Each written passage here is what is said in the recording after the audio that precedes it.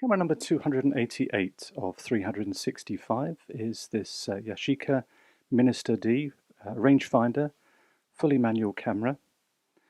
And while it does have a light meter, the camera can be used without it. The light meter does actually require a battery, which is housed in the battery compartment here. Let's just see if I can take this off.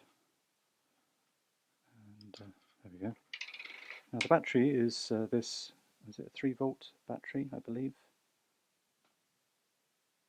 This looks like it's a 3-volt battery. And it goes in with the positive terminal facing outermost. Let's see if we can put this on. There we go. No, we can't.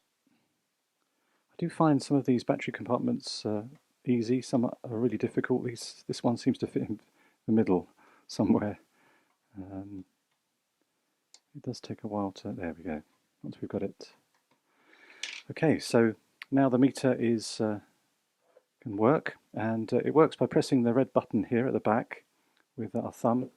So the lens, the meter has to be calibrated, so we have to set the film speed with this dial here, and then once we've done that, it's calibrated, we press it, we aim the light cell at our subject, and then it returns to us a light meter reading, which we can then input around the outside barrel of the lens. There are the numbers that correspond to this gauge here. We just put that in, and then that allows us to have a coupled meter so that it will return to us various combinations of shutter and aperture. Of course, we can go our own way, we don't have to. We can just use the central gnarled dial here that can allows us to separate our aperture and our shutter speed. So really is very nice to have that. But as I say, I was really surprised that the light meter actually works and is very accurate. Now, while just a bit of trivia, this came from that well-known auction site online. It came as a pair.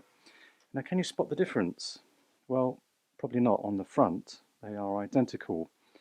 However, when we turn it to the top plate, you may notice that the left-hand one here has quite a heavy stamping of the name Yashica, whereas the right-hand one is quite thin. It's different font there, not font perhaps, but it's not bold and not pressed into the metal as much, and it does say Japan.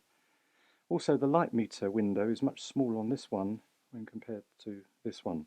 So the same camera, but clearly made in different places. But very nice camera nonetheless. I really enjoyed my time out with this camera.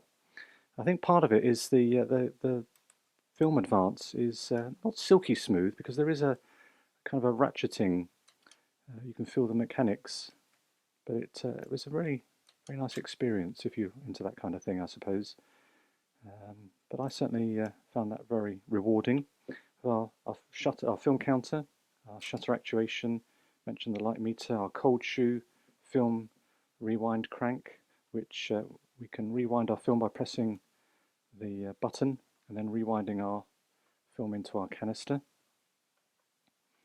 And then to open the film canister, we just press the button here on the left and slide it down and push it in, and then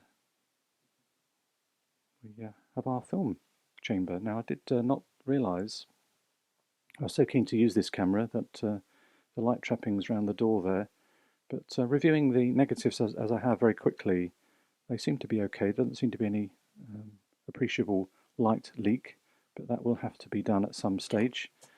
I was thinking of moving this camera on, but having gone out with it, I'm quite taken by it actually. I expect it may be one of the keepers of this camera experience. Obviously, it's got a little bit of a story to tell. There's a bit of a dent there and dent there, so something's obviously cut across there, but hasn't affected the light meter, it seems. And then our synchronization port for our flash. And that's pretty much it, really, as far as the Yashica Minister goes, year.The. And so that has been camera number 288 of 365.